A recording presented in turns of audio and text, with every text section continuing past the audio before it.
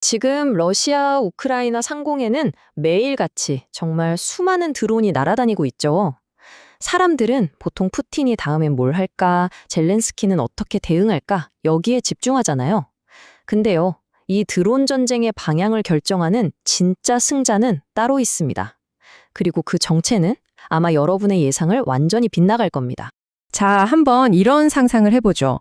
전장에서 서로 죽이려고 싸우는 두 군대가 사실은 바로 옆집 가게에서 똑같은 물건을 사오는 단골 손님이라면 어떨까요? 이게 무슨 말도 안 되는 소리냐 싶겠지만 지금 벌어지는 드론 전쟁의 가장 중요하고도 기이한 현실이 바로 이겁니다. 아니, 어떻게 이런 이상한 상황이 벌어질 수 있었을까요?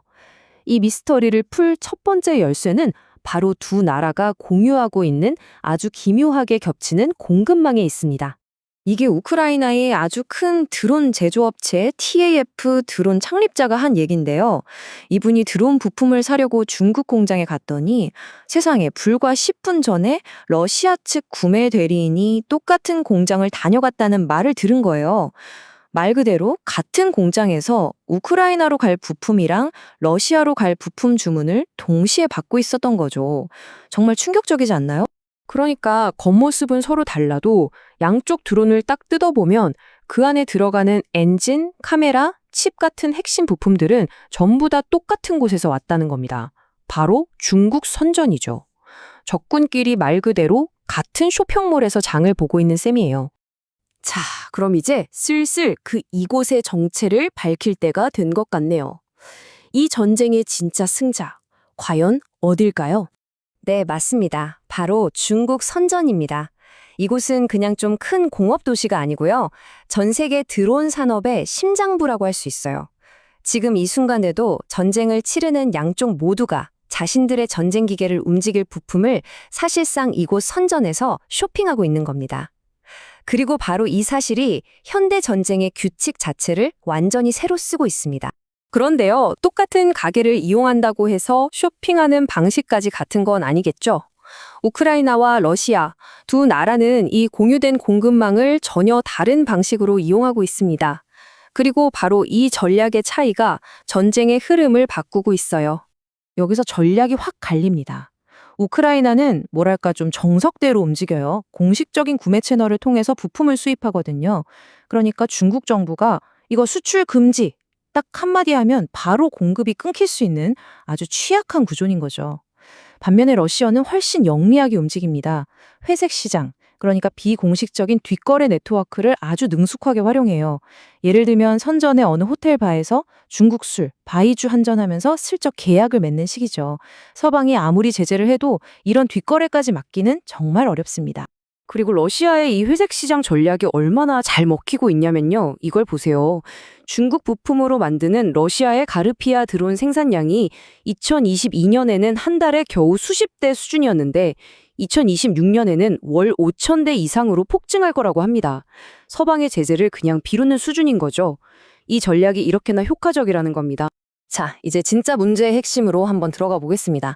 이 모든 상황이 결국 뭘 의미하냐면요. 중국이 이 공급망을 틀어짐으로써 전쟁의 강도 자체를 조절할 수 있는 궁극적인 힘, 일종의 킬스위치를 손에 넣었다는 뜻입니다. 바로 공급망의 무기화라는 개념이 지금 일어나고 있는 일을 가장 정확하게 설명해 줍니다. 그러니까 이제는 총이나 미사일 같은 직접적인 무기가 아니라 이 부품 공급을 조절하는 것만으로도 전쟁의 판도를 뒤집을 수 있다는 거예요. 이게 바로 미래 전쟁의 새로운 모습입니다. 중국의 수출 통제 정책은 마치 수도꼭지 같아요.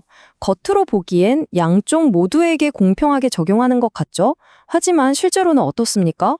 공식 루트에 의존하는 우크라이나 쪽 수도꼭지는 꽉 잠가버리고 뒷거래를 이용하는 러시아 쪽 수도꼭지는 슬쩍 열어두는 효과를 남는 거죠.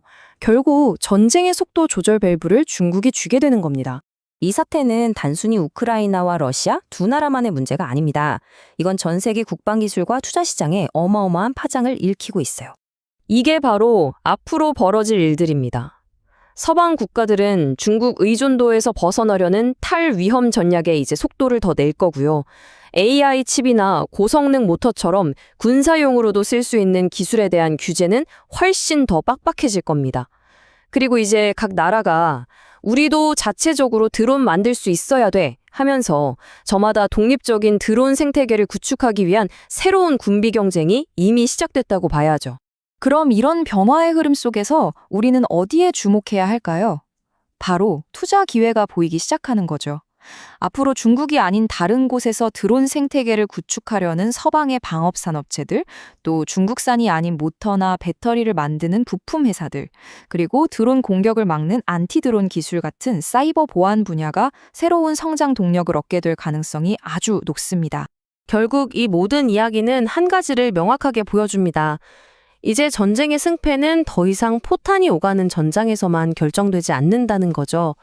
기술 공급망 자체가 또 하나의 전쟁터가 된 시대입니다. 그렇다면 우리의 다음 전쟁터는 어디가 될까요? 이 질문은 이제 특정 국가가 아닌 이 시대를 살아가는 우리 모두에게 던져진 숙제일 겁니다.